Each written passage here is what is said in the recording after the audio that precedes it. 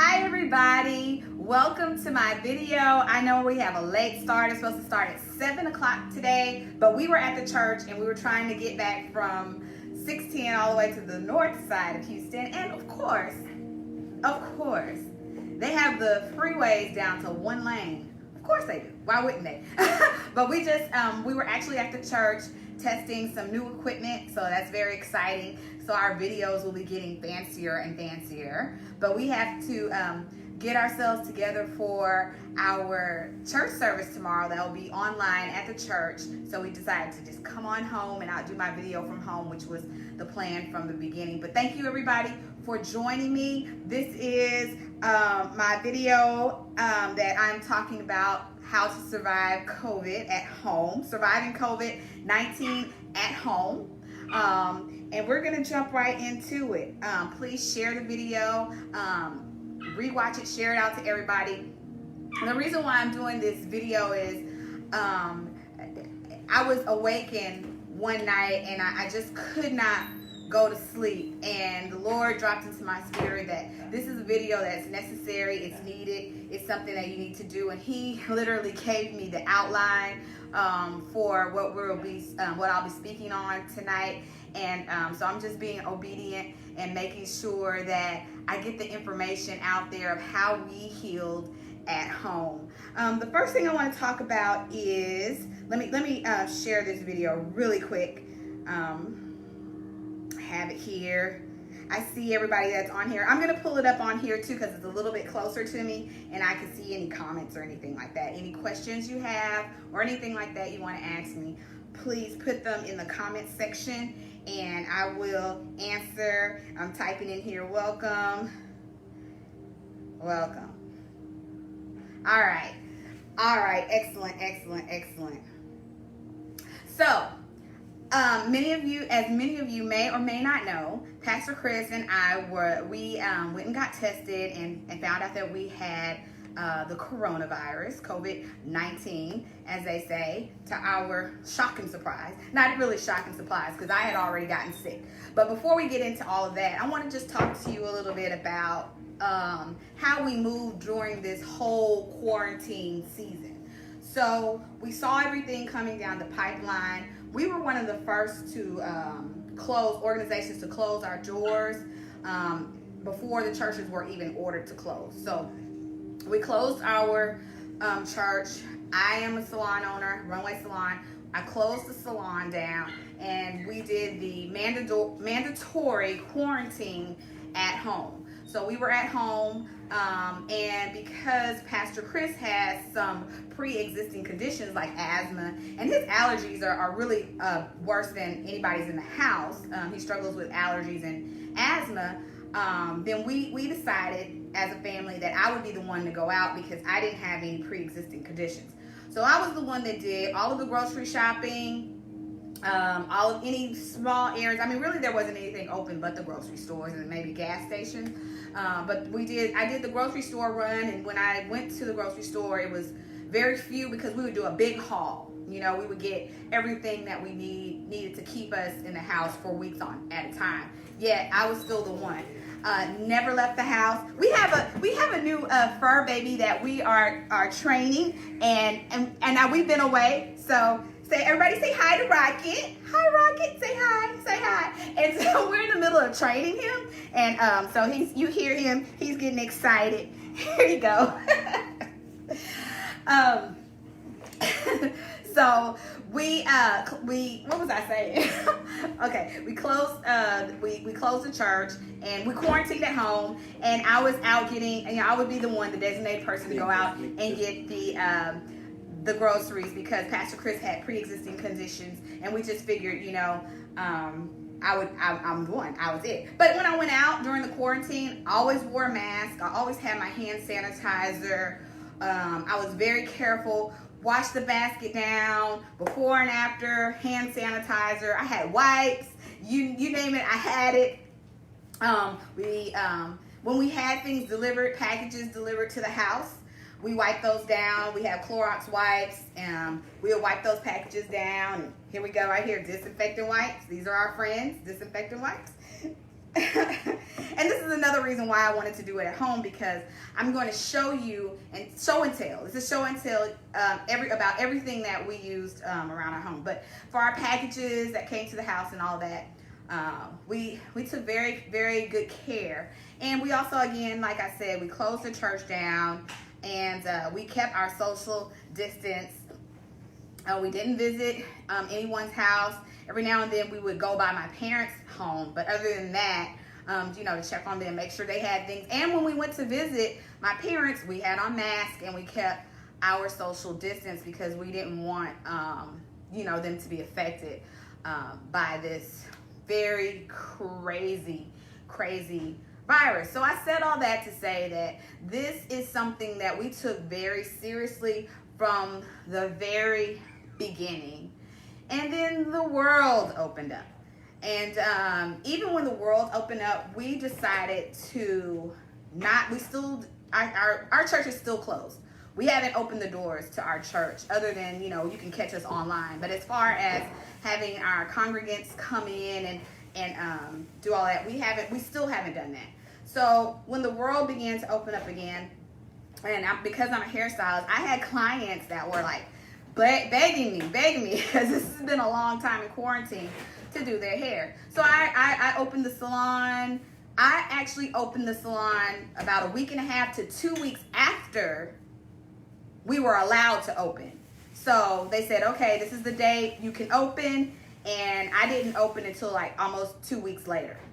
And I prepped the salon. I did everything that I was supposed to do. Took the extra sanitizing classes and got those certificates. Got the salon ready. I only do one-on-one clients anyway, but I just put in some rules in place, like no children, one-on-one. Make sure you have your mask. I checked their temperature at the door. They had on their mask. And so I began to service my clients. It's really interesting because after I have a group of steady clients. I mean, they're like every other week, they're there, and some of them every week. And so after I completed my very first rotation of one of my last client, it was on a Wednesday. I don't have the exact. I have it. It was the 24th, June 24th. It was on a Wednesday, June 24th. She's a nurse. She is a pediatric nurse. She delivers babies. And so I did her hair. And when I left, I cleaned the salon before and after every client, wiped everything down. Like, I'm a maniac, right? A maniac with the cleaning. And then I got home, and I just felt tired. I felt like, okay, I've been really, back at work, moving around, on my feet. I just felt like, oh, it finally caught up with me. I'm tired, right? So I decided to go to bed early. And I went to bed, and as I was laying there, I began to progressively get worse. It's like I crashed, okay? It's like I went into instant flu mode. That's what I'll say. It's like feeling like you initially have the flu, or you're coming down with something. And so that night, I had chills, night sweats, aching. My body and my joints were aching, and Pastor Chris would come in and check on me, and I'm like, hey, I'm not doing well at all. Like, this is pretty rough. And actually, so he came in for the evening into our bedroom for the night, and then in the next day in the morning when it was time to get up, I just couldn't get up. I was like, hey, let me tell you about my night. I was struggling here. Like, I was like, I don't know. So I stayed in bed all day on Thursday. And I was drinking water, drinking juice, orange juice. I was beginning to lose my appetite. So I think I ate like one meal for that day. And on day 3, it just began to be worse. It got worse and worse and worse. So on day 3, I was sleeping most of the day. Day 2 and day 3, they're really a fog. They're really a haze because I was sleeping more than normal. And literally for like 3 to 4 days, I didn't get out of my bed. I got out of my bed for restroom breaks. That's it.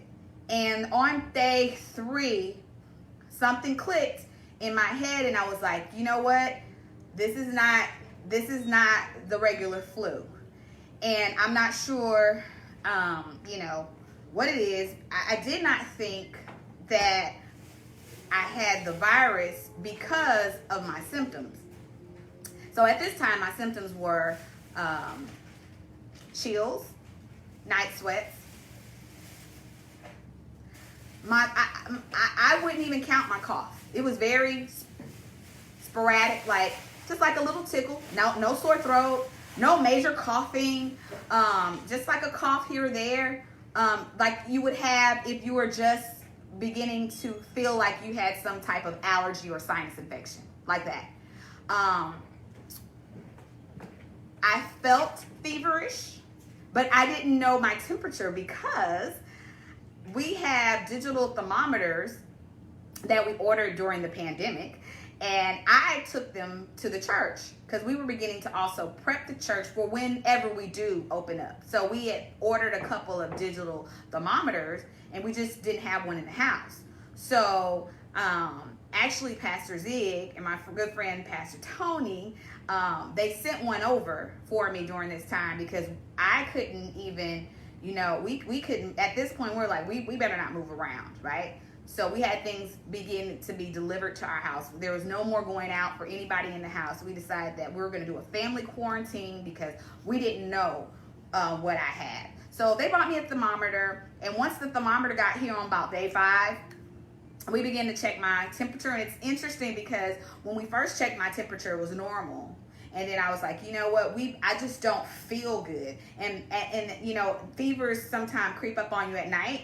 And so that's what we did. We began to check my fever, check if I had a fever on every hour, and I still had a fever. So apparently I was feverish from Wednesday night all the way Wednesday, Thursday, Friday and beyond. And so around, like I said, day 3, something clicked in my head. I was like, I got to start taking care of myself. And day 3, day 4, I got up and I started my regimen. Very good friend of mine, Eva, who deals with autoimmunity deficiencies. She was texting me back and forth. She's also one of my clients, and she was like, okay, I need you to take these vitamins. And so she texted me a list of vitamins, and I started that regimen around day 3 and day 4. And before that, let me just back up a little bit. When on Wednesday, Thursday, and Friday, when I was feeling fluish, I treated it like the flu. I treated my symptoms. So I was taking like a NyQuil or nighttime medicine for the symptoms of flu. And we have a day and night one, but it didn't matter because I take the day one and like fall asleep because it makes you extremely tired and almost lethargic. Like you got to watch that because it puts you, when you're sleeping all the time and you have a fever, you really have to watch that because that's when you're in a really dangerous area. Now, before I go any further, let me say that I'm not a medical professional. I do not have a medical degree, and I'm not saying this is the absolute end all to be all. If you are sick or feeling sick, you need to get tested, and if you are like really crashing, you need to go to the emergency room and go see a doctor and follow their instructions to the T. But I just know that there are a lot of people out there like me who are struggling and who have this disease or had this disease, and they want to know, and they're not to the point, they're not sick enough for the hospital, if that makes any sense. And so they have to heal themselves at home. Another thing that I want to share with you is, it's interesting because about 2 weeks prior to Pastor Chris got sick too. 2 weeks prior to us getting sick, we had a conversation. We had a sit down conversation, and this was really about our weight control and our health. And because I was doing all the cooking, I would cook 2 or 3 meals a day, you know, breakfast, lunch, dinner. And he was like, you know what, you got to stop. He was like, you got to stop cooking so much. We're gonna supplement some of these lunches with like salads and sandwiches and soups. And I said, great, no problem. I love that. I don't have to cook so much. So for about 2 weeks prior, I cut back on our cooking, and we were very health conscious. So I had a lot of fruits and veggies, which we eat like that all the time anyway, but it was like more so. We were more focused in, if that makes any sense. I had natural juices without sweeteners, or, you know, just natural juices, like strawberry, banana, apple, or, you know, those kind of juices you can find in the store. 100% juice, let me say that, 100% juice. I'm not gonna say no sugar, because that might not be true, but like 100% juice. And so we were already on a cleanse, and we also started drinking green tea around that time a lot. We were cutting back on our coffee intake.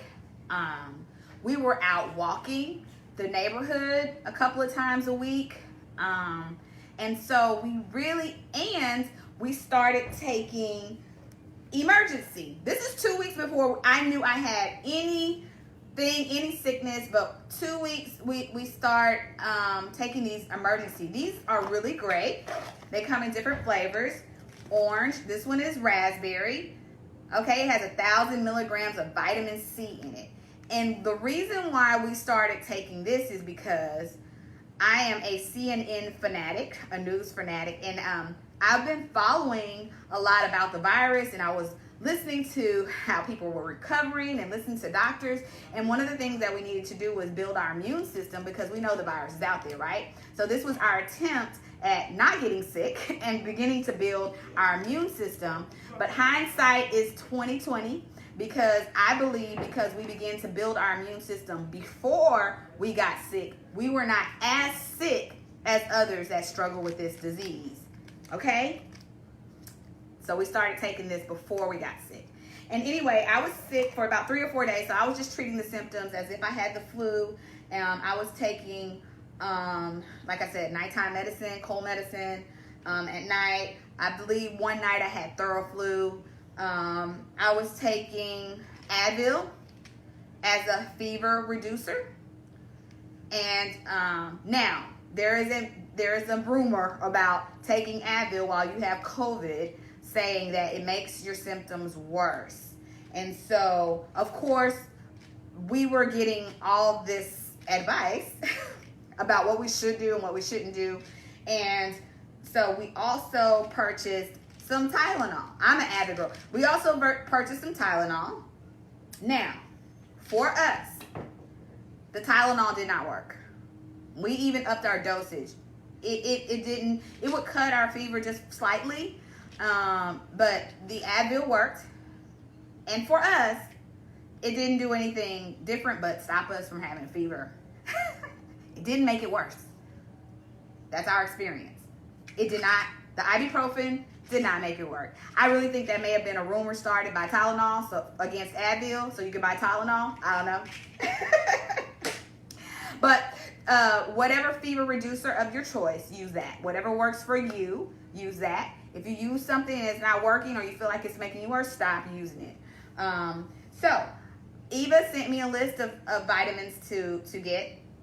And so about day 3 or 4, I said, okay, it's time to get it together. And luckily, I had all of these things except one vitamin that she suggested. And it's funny because I almost ordered this particular vitamin prior to just watching TV. I was like, oh, I need to get that.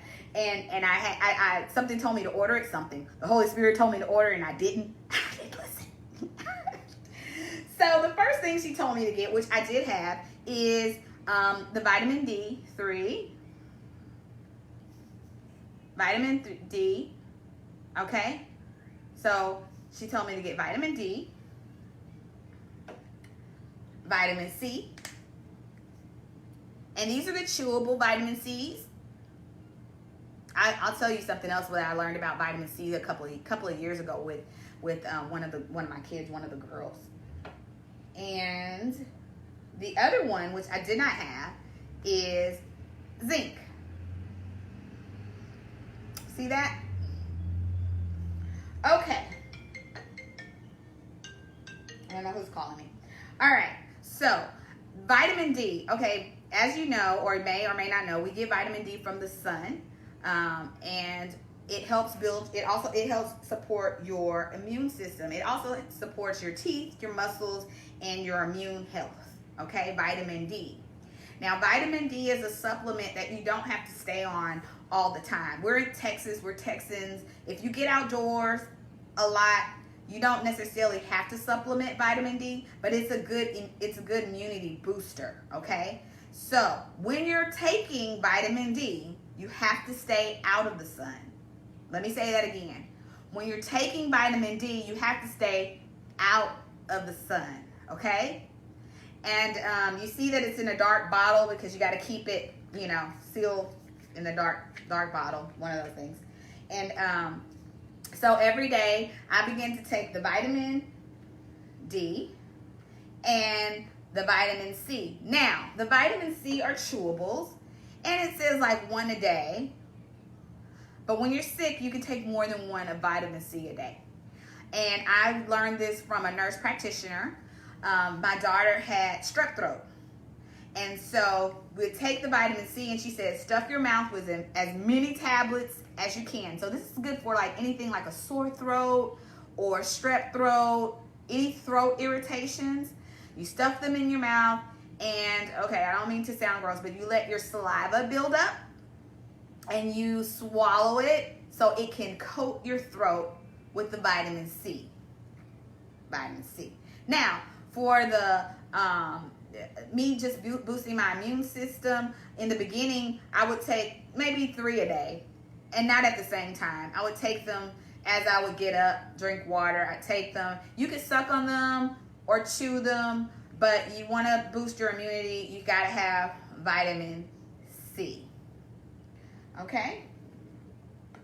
And then finally, I had to order the zinc. So I started taking the zinc. Actually, I was already a week and a half in, and my zinc came in, and I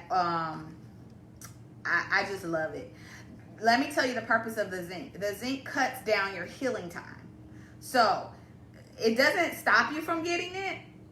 It doesn't boost your immune system as much. But what it does, it cuts your, well, I guess it does. It does boost your immune system because it helps you heal faster. So you can take zinc if you have a cold. You can take zinc if you have just the regular old common cold, flu, any ailments like that. And of course, for the virus, we took the zinc. I'm still taking the zinc. I'm still taking the vitamins. I'm still taking the zinc and vitamin C. I've been getting a little more sun, so I'm cutting out the vitamin D. And the emergencies, I drink these. I do these all the time. Now, for me, my favorite is to get the orange juice. You know, the little bottles of orange juice. You take one sip. You open up the pack because you need room to shake. You take one sip, open up the pack, pour it in, shake, shake, shake, shake, shake, and it gives you a little fizzy, yummy, orange raspberry drink, right? Orange raspberry. Who doesn't like orange raspberry, right? And so that was my, I take that here and there and everywhere. Another thing that I started doing is, of course, I drank a lot of water, and my body went on a fast, an involuntary fast. I just couldn't do food. So I was drinking water. I was eating soups. My mother-in-law, shout out to my mother-in-law, Miss Honey. She sent over a pot of homemade, they put it on everything's on the doorstep. Everything's on the ground, right? Everything's on the ground. She sent over homemade chicken soup, and I ate the broth from it, and I ate tomato soup because I don't know, I started craving tomato soup. I like tomato soup, but I was like, let me have some tomato soup. And drinking lots and lots and lots and lots of water. And I did that for almost 2 weeks. I just didn't have a desire to eat. It took my appetite away. And on so let me talk a little bit about the disease. So I was sick, obviously, and then around week 2, when I wasn't getting better, because you should be better from the flu around week 2, and I wasn't, we decided to go get tested. And that was a challenge within itself. It's not as easy as they say to get a test. And no, everybody can't get a test. So, if I stuck to my true symptoms, I'm being honest, on the evaluation form, I would not even qualify for a test because I only had 2 out of the 5 symptoms. I had maybe 3 out of the 5 or 6 symptoms. I had fever. I had chills and body aches. That's 2. And I had, well, the third one doesn't even really count because it's like a severe cough, and the third one is like severe cough, trouble breathing, trouble getting oxygen, none of that. Chest, respiratory ailments, none of that. So I had to say that I had more symptoms than I actually had to get a test because I needed to know. So Pastor Chris and I got our numbers. We went over to Del Mar Stadium and we got in our car. We packed up our kid. Our sunshine is here with us in the house quarantine. My daughter has been spending the beginning of the quarantine. We had our girls with us. They all went to their respective homes, and my daughter went to stay with her grandparents, and she doesn't leave the house at all. She doesn't, so because she doesn't want to get them sick. So she stayed. I was like, if you're going over there, they're older. They can't afford this disease. I mean, there's nowhere for her to go anyway, but I got to give a speech because I'm mom. You're not going anywhere. And so she does. I think she likes it, the fact that because she gets catered to over there. So I don't know. So she's at the grandparents, but we do have our sunshine who we share. And so he came to stay with us in the middle of the pandemic. So we packed ourselves up. We put on masks. Oh, and I self-quarantined. On Wednesday, I was sick. On Tuesday night, I kicked Pastor Chris out of the bedroom, and he was on the couch. Prince was quarantined to his room, and whenever we interacted with one another, we had on masks, and I didn't go anywhere, of course. I stayed basically in my room, and Pastor Chris, sometimes he'd have his mask on, sometimes he wouldn't have his mask on, and I'm like, dude, put your mask on. Put your mask on when you're coming in. He goes, oh, and I'll go get it. But he was taking care of me. He was checking my temperature, bringing me food, water, making sure that I was still alive and kicking. I mean, he was doing a great job taking care of me. And I was concerned about him. I'm like, okay, you don't have to come in here. Like, I know you're trying to check on me, but call me. I'm okay. I'm okay. He says I'm a bad patient, but hey, I was concerned about him just as much as he was concerned about me. So we get in the car, we go to Del Mar Stadium, and that experience was, we waited for an hour in the car before we got to the tent to do the actual testing. You have to have your windows up, and you cannot have your windows down. So anyway, we went through the situation. We got tested. When you go get tested, they literally had a 6-foot table in between us and the car. They slid our kits down to us in these containers. They had our birthdays on them. We found our birthday, and they walked you through the test. They give you a cotton swab, break the cotton swab in half. There is a little tube full of liquid with your birthday on it, and you swab each nose for 15 seconds, and they go, all right, right nose, go. And then you switch to the left nose, same cotton swab, and put in the other nose, and you swab for 15 seconds. You put it in the tube, you seal it, you put it back in the container, you put it at the edge of the 6-foot table, and you're on your way. And so after that, it took us about 4 days to get our results. And we went home, we signed up online, and they were supposed to notify us when they got, notify us when our results were ready. But they called us. They called me, and they were like, well, did they call him? I'm not remembering. Okay, so that at midnight, my results were ready, and I saw that I had it. And then the next morning, I was like, I have coronavirus. However, by this time, I was already recovering. I was feeling better. By the time I got my results, I was feeling better. But because my results are what they were, I self-quarantined even longer, right? Because even though I was feeling better, I knew I wasn't, I knew I had it, and I didn't want anyone else to get it from me. So Pastor Chris got his results the following day, and they called us and they told us, if symptoms got worse, go to the hospital, self-quarantine at home, don't go anywhere. And if you go 3 days without it, okay, this is very important, especially if you're healing at home. If you go 3 days without a fever, that's kind of phase 1, okay? 3 days without a fever, and 5 days without any symptoms. Now, this is a little tricky. 5 days without any symptoms.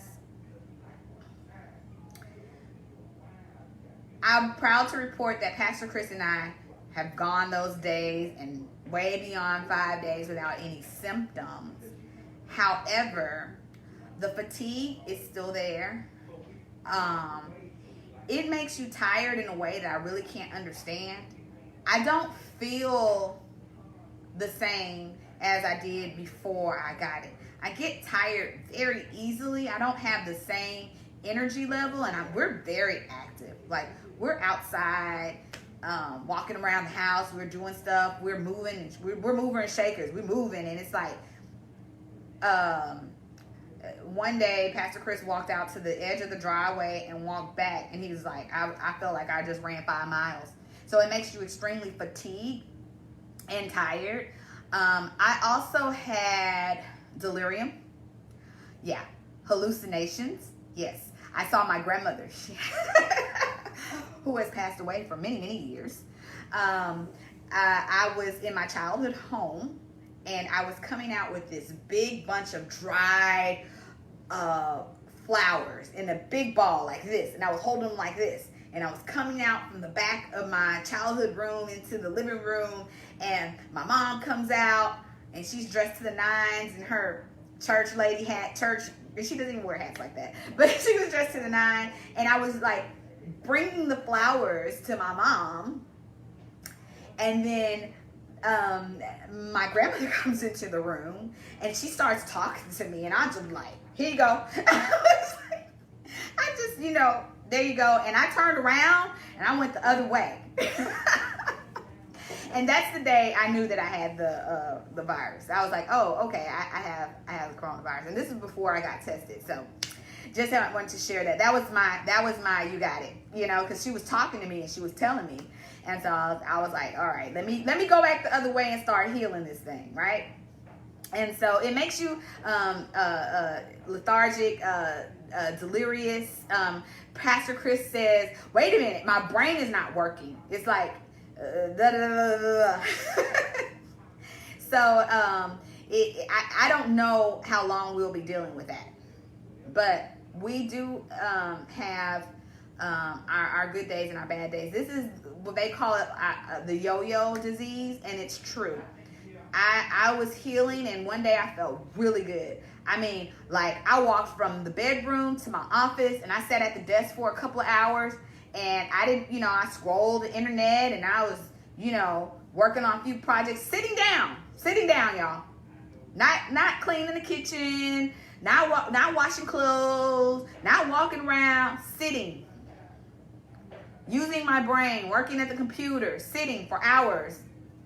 And this was one of my worst nights. I thought I was better. I thought I was feeling better. And so much so, it was the day that I decided to wash my sheets. Because another thing you should do when you're sick is wash your sheets often. Right? Don't, lay in that for days and days on end. You need to, get up after a couple of days and wash your sheets. And your pillowcases, and put your pillows in the dryer so the heat can kill the virus, and you won't keep giving yourself those things you're breathing out, breathing it back in. And so this was the day that I was washing sheets. And so my sheets were done, and I put my sheets on the bed, but my comforter was not ready. Okay? I had on like flannel. I had on a sweater set. Sweater set. Bottoms, sweater, top, sweater. And just working, because we keep our house a little cool. And all of a sudden, I crashed. Like, I really crashed. It was like day one. And I had been struggling with this for like 2 weeks already. 2, 3. I think I was in week 3, actually. And I crashed, like day one. I went and got under the sheets. I was freezing. I was shivering. My fingertips turned blue. And my comforter had 30 minutes. 30 minutes to go in the dryer before it was fully dry. Boy, that was the longest 30 minutes of my life. I went and got in the bed. I covered up with the sheets. And I had a small blanket. And I covered up with that. And I was like, oh my God, I need my comforter. And so Pastor Chris comes and swoops the comforter on me. It has the heat from the dryer, and I'm like, oh, thank you, Jesus. And that was like week 3. And so you'll feel yourself getting better, and then you'll crash, but you have to keep steady on your regimen. Also in week 2, we got some antibiotics, and we added antibiotics to our regimen. So we were taking vitamin C, vitamin D, zinc, and antibiotics, and that helped a lot too. Now, there are a couple of gadgets that you need to have at home. This is our thermometer. This is our touchless thermometer that, I just got it off of Amazon. And you touch it, and it's, see if I can do it here. And you hit it. Let me see. You're not gonna work? There we go. 98.4. I don't see it. There you go. 98.4. It's probably backwards, but this is our thermometer that we ordered online. This is very important.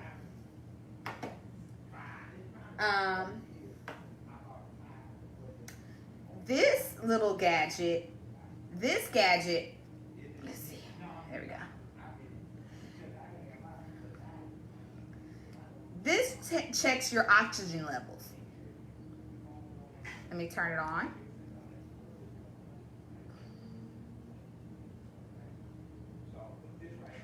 There we go.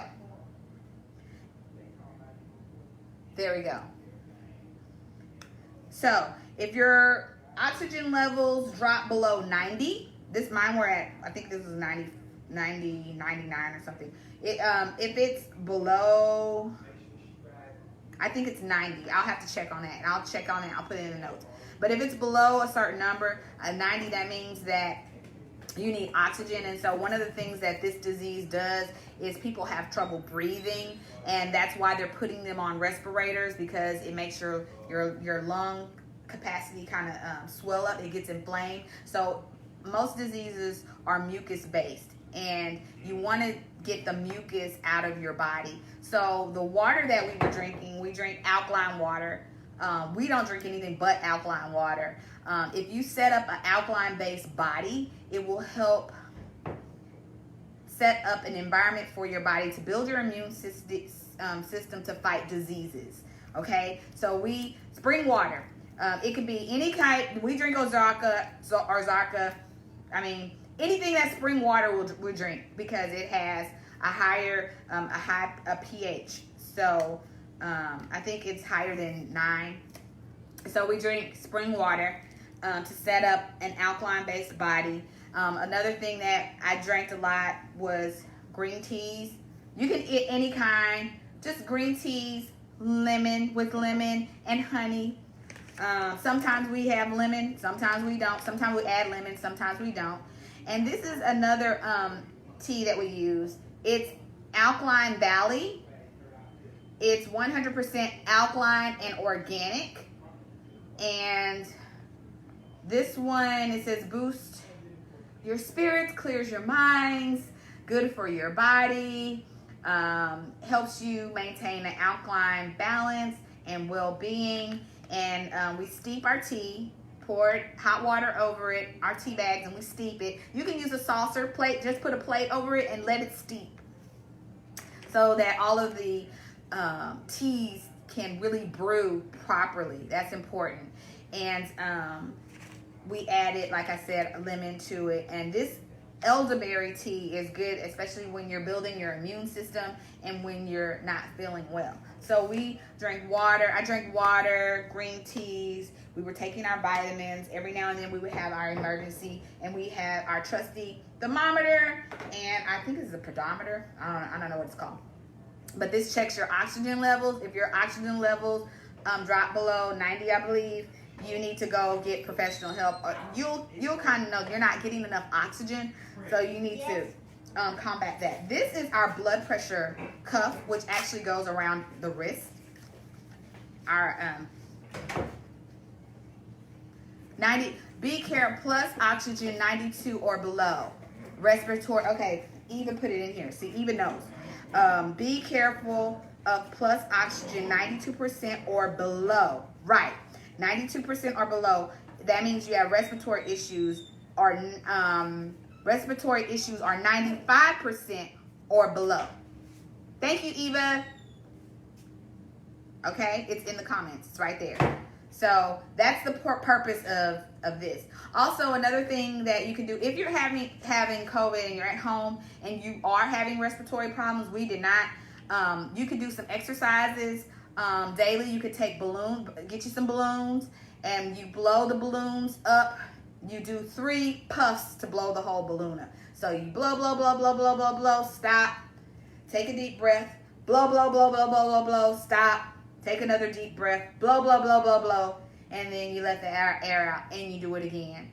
Because what you're doing is you're opening up your lungs for the oxygen to come in, and you're training, you're exercising your lung, and it's a breathing exercise. That's one thing you can do. Or you can get a cup of water and a straw, and you can blow bubbles into the straw. Blow, blow, blow, blow, blow, blow, blow, blow, blow, stop. Blow, blow, blow, blow, blow, stop.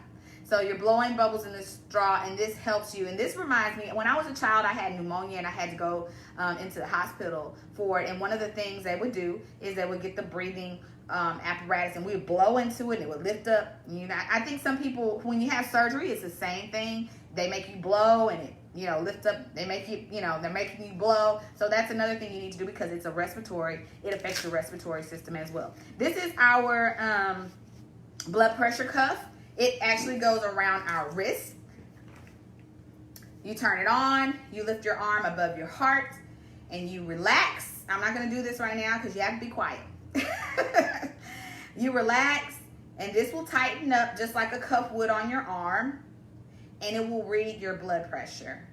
It is known that your blood pressure gets high having COVID, and that's what we're battling right now, hypertension, because our blood pressure is high. And so we are combating that with our diet and exercise. We are taking it easy on the exercise because we don't want to overexert ourselves, because like I said, this disease makes you very, very tired quickly. And you could take 2 steps forward and feel like you're doing great and crash. And so I got sick before Pastor Chris. Pastor Chris got sick taking care of me. And so he's like I'm on the other end of it, but he's just coming out of it. And even on Thursday night, he crashed. So crashed meaning he just needed to lay down, and he just needed to lay down.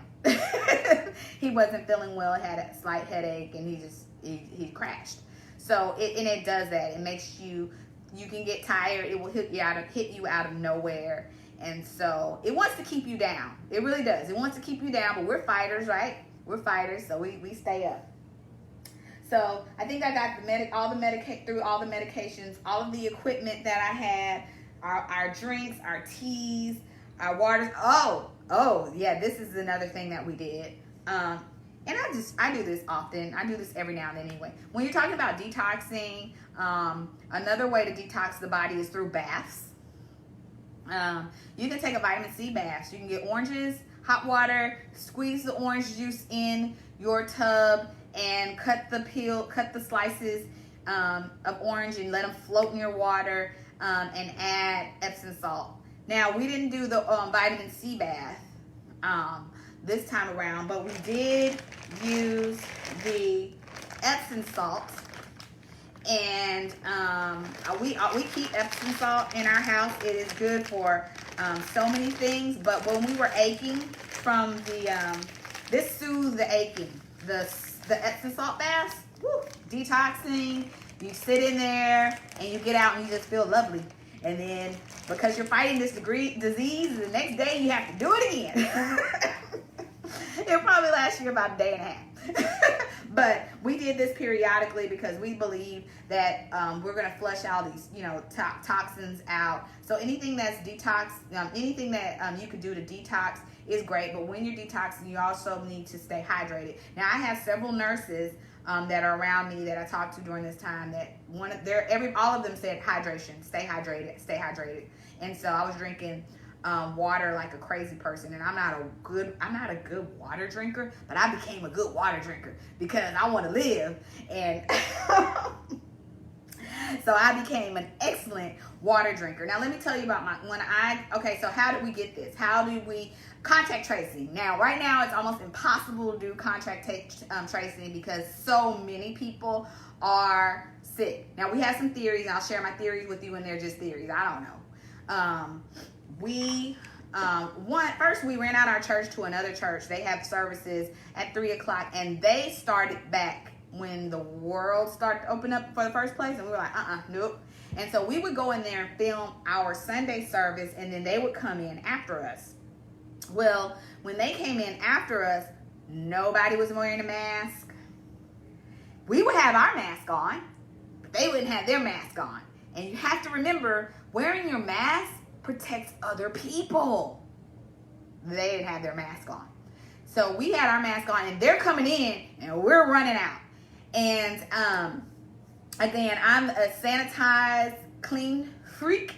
And so before our services, I'm wiping everything down. We have a radio station with radio personalities in the song. I'm wiping everything down and cleaning, doing our weekly cleaning, our chores and everything. But because I believe some people don't take this disease as seriously as they should, those things weren't happening in our building when we were away and when we turned it over to the other church. So there was no cleaning going on after or before or anything like that. Like, they would get our sanitation, but we wouldn't necessarily get theirs. So that's one possibility. The other possibility is our sunshine. Our sunshine, who we share with his mom, she would come and she'd come want to see him during the pandemic, which is fine. We don't keep him away from his mother. That's what we don't do. That's a no. We don't do that. You want to come get him? Come get him. And so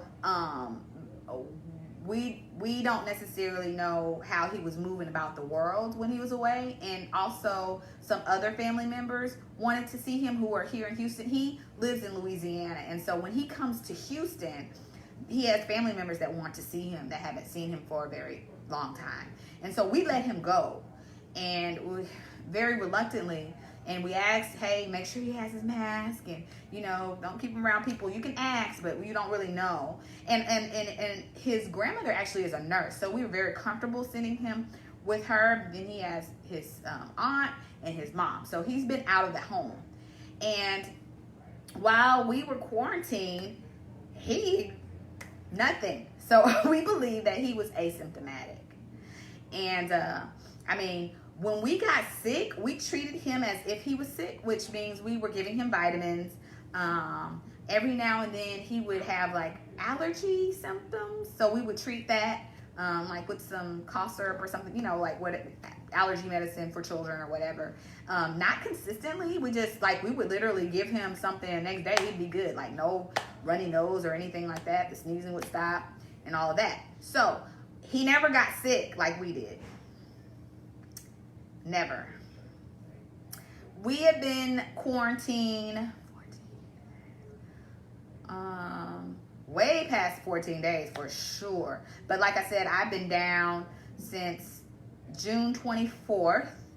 And this is the first week that we've been out. When I say been out, like we went to the church today, and it was like two or three other people there to check the media.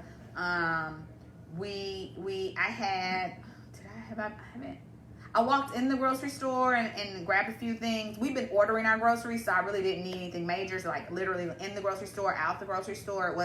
It was during a time where there wasn't a lot of people. We don't go a lot of places and go around a lot of people.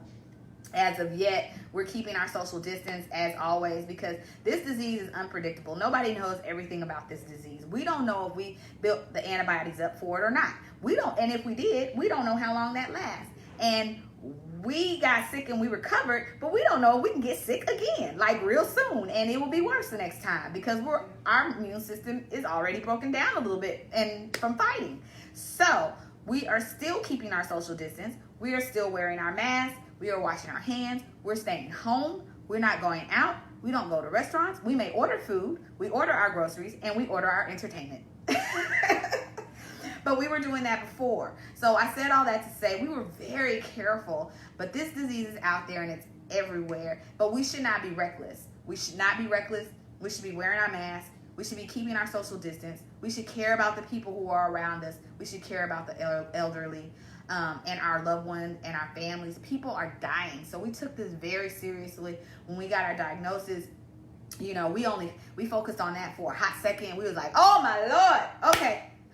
Enough of that. And then went into daily meditation, daily prayer, because it makes your mind a little loopy. And we are fighting to keep our mind together. And so we would focus, keep our minds stayed on Jesus. We keep our minds together. So when we were able, and thank you, Lord, for such an amazing team of people that we have at the church. They kept it going without fail. Pastor Zig took over the preaching obligations for our broadcast on Sundays. Pastor Lana has taken over our Bible studies on Thursday night. And when we were feeling well, sometimes you would just see me, sometimes you would see Pastor Chris, and when we got better, you would see, both of us. You could tell how we were progressing through this disease. And so Bible study was very important to us. Seeing our people on the Zoom meeting was very important to us. Hearing all the prayers, the thoughts, the good wishes. My mom even made us soup. Like when it's funny, when I got really sick, my mother-in-law made me soup, and when he got sick, my mom made him soup. What? So hey, we were well taken care of. They would just drop things at our door. And so we're so very grateful for our community, for our church, for the well wishes. We thank everybody for it. But like I said, we were, it's a battle, it's a struggle. We're getting better every day. But we did meditate. I don't want to skip over that part. Meditation is very, very important to just. If you're in bed and you're going to be sick, you might as well focus on the Lord. You might as well take that time and have a conversation with the Lord. You might as well. And not woe is me and of course, heal me, Lord, heal my body. But not, there were so many things I talked to the Lord about that had nothing to do with me being sick or getting well. I just wanted to commune with him and be with him and have a conversation and to listen and to hear his word and it just made me feel better. So, for me, the meditation, the prayer, the study of the Bible, just stories of inspiration, and then laughter. Laughter is very important. So I don't like comedies. What? Because, okay, I'm a theater kid, and it's very hard for me. I don't think a lot of stuff is funny. But TikTok is hilarious. So I watch TikTok videos and different videos on YouTube and just laughed. And I did find a romantic comedy that I got into. And I just, laughter is good for the soul. And Pastor Chris and I even joked about, having the virus. Like, we were so careful to protect everybody else. But then we got it. But, we wouldn't have it any other way, because we really don't want our people we don't want anybody to get hurt. I have since closed the salon. I did talk, when I got my diagnosis, I did speak to every single client that I came in contact with. And it's funny because nobody has any symptoms, has not been sick, those that have been tested, nothing. Even the nurse that I was doing, which means I was highly contagious the day I was doing her hair. Get that? Highly. She's been in the hospital system every day, working with coronavirus patients, have access to testing. I was highly contagious. But we wore our masks, and she didn't get sick. That's why we think maybe the possibility of the germs just kind of being around from the people that we let in during those service times, or we have an asymptomatic child, or which is very possible, because he still didn't get sick, and we were sick as dogs, but he didn't get sick. Praise the Lord. Praise the Lord. Praise the Lord, because I did not want to have to nurse a child through this sickness, because it's not fun. And so I just want to say, everybody out there, if you have any questions or any comments, please leave them for me. I'm going to check this real quick. Eva was putting in notes about the odometer and how to read it. If you want to know your blood pressure, when you get your blood pressure cuff, you can pull up a chart, and it will tell you what area, like what zone you're in, just like the map that's on TV right now that says I think we're orange. Red is really bad, and orange. Well, it does the same thing with the blood pressure. And so you can, hey baby, you can look that up and see. But I want to say to everybody be safe. Say your prayers. Take care of yourself. Begin to build your immune system, whether you're not feeling well, whether you're well or not. Begin to live healthy, happy, and whole. Make sure that you protect your mind, body, and spirit. Thank you for your prayers during this time. Thank you for holding it down. To all of our assistant pastors, thank you to my clients who entrusted me with their hair during this very trying season. I'm so grateful to God that nobody got sick from me. Pastor Chris did, but we managed that, right? And we're grateful, because it could have been so much worse. And so everybody take care. Love you all. Share the video. I know there was a lot of information, but thank you. Somebody said, tell Pastor Chris you wish us both a speedy recovery, because you're dealing with the virus. Let's see. Let me read this really quick. You're dealing with the virus. I've taken 2 tests and have not gotten either back yet, but I've been symptomatic since June 30th. Okay, listen, Andrew, go back and play this video. I don't know how long you've been on here, Andrew, but replay the video. There are things that you can do to heal yourself at home.